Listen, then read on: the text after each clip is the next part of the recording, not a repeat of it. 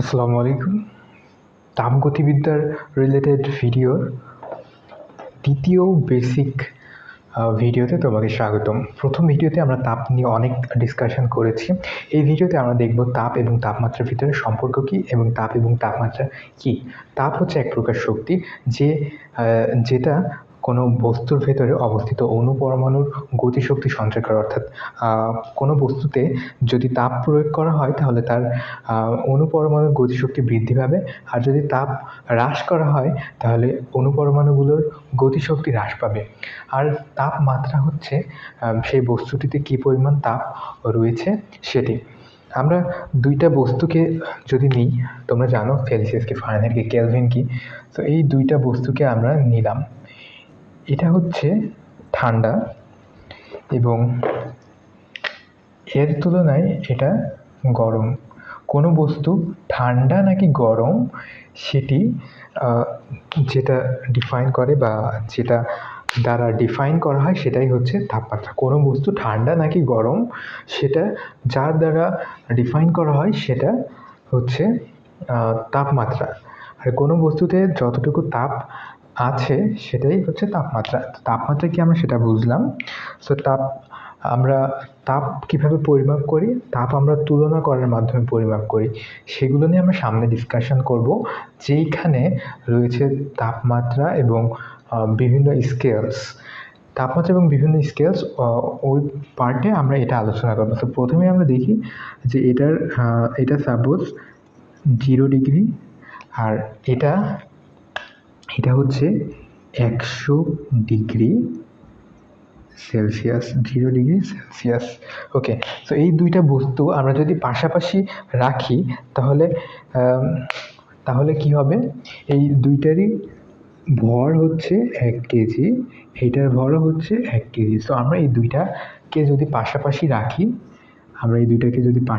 রাখি তাহলে কি হবে? একটা বস্তু থেকে আরেকটা বস্তুতে তাপ ট্রান্সফার হবে।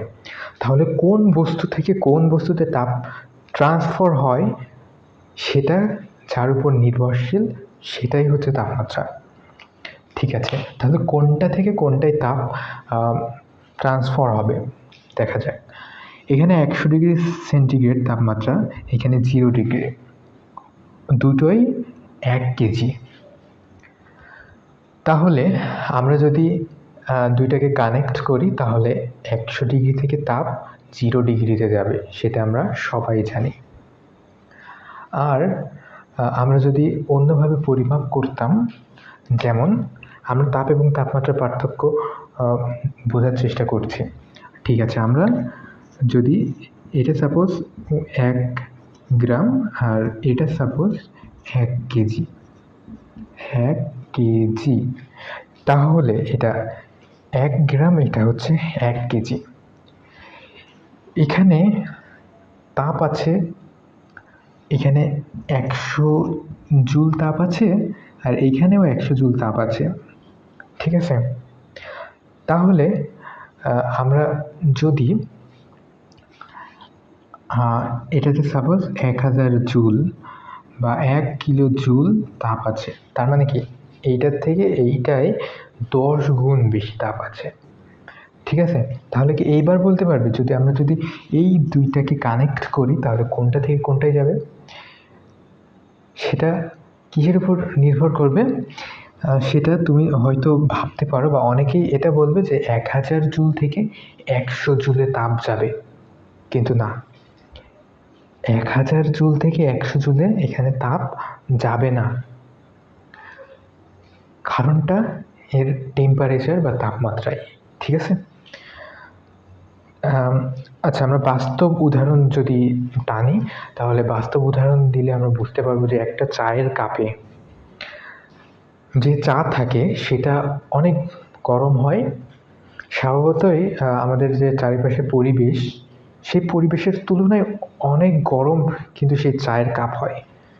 কিন্তু চায়ের কাপের ভিতরে যে চা থাকে সেই চা কিছুক্ষণ ওই বাইরের পরিবেশে রেখে দিলে তার থেকে তুলনামূলকভাবে ঠান্ডা যে পরিবেশটা, সেখান থেকে কিন্তু তাপ গরম থেকে বাইরে, অর্থাৎ তাপটা চায়ের কাপ থেকে পরিবেশে ছড়িয়ে পড়ে।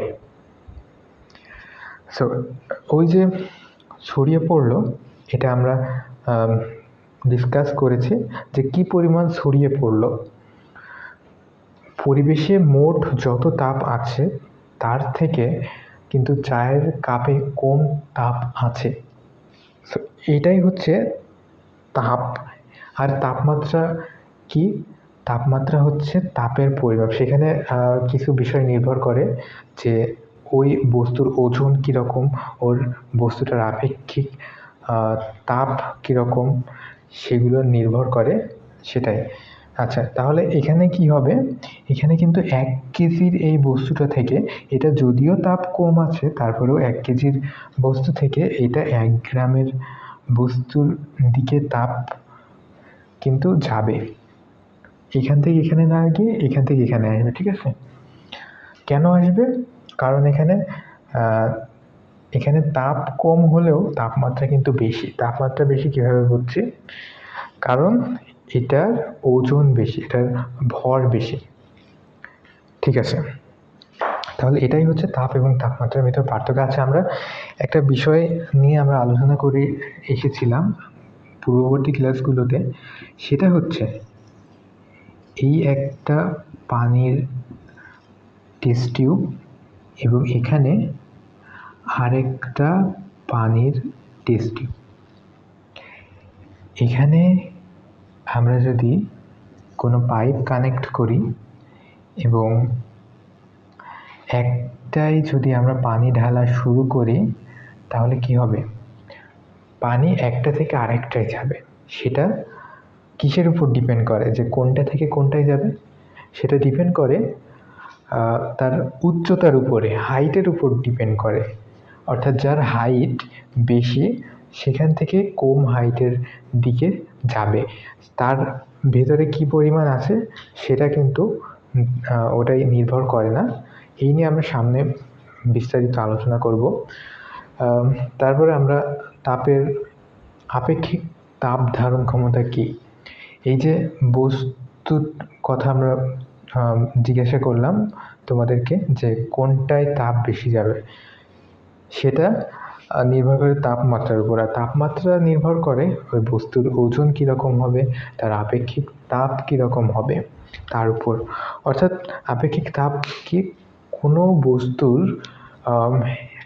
বস্তুর 1 গ্রামের তাপমাত্রা 1 ডিগ্রি সেলসিয়াস বৃদ্ধি করতে যে পরিমাণ তাপ লাগে সেটাই তার আপেক্ষিক তাপ। সকল বস্তুর ক্ষেত্রে কিন্তু তাপ সেম পরিমাণ বৃদ্ধি হবে না। যদি আমরা তার সেম পরিমাণ তাপমাত্রা বাড়াই তাহলে তার তাপ কিন্তু সেম বৃদ্ধি পাবে না। সো এটাই হচ্ছে আপেক্ষিক তাপ ধারণ ক্ষমতা। যেমন আমরা যদি কোনো লোহা বা কোনো ধাতব পদার্থের 1 গ্রামের তাপ 1 ডিগ্রি যদি বাড়াতে চাই, 1 ডিগ্রি সেলসিয়াস বাড়াতে চাই, তাহলে সেখানে খুব কম তাপ লাগবে। কিন্তু আমরা যদি পানির ক্ষেত্রে যদি দেখতে চাই, তাহলে আমরা যদি 1 গ্রাম পানির তাপমাত্রা যদি 1 ডিগ্রি সেন্টিগ্রেড বাড়াতে চাই, তাহলে তার থেকে ধাতুর থেকে পানিতে তাপ বাড়াতে বেশি তাপমাত্রা প্রয়োজন হবে, বা পানির তাপমাত্রা বাড়াতে বেশি তাপের প্রয়োজন হবে। তো এটাই হচ্ছে আপেক্ষিক তাপ ধারণ ক্ষমতা। তারপরে তাপীয় সম্প্রসারণ, অর্থাৎ কোনো তাপ আমরা কোনো বস্তুতে যদি তাপ দিই,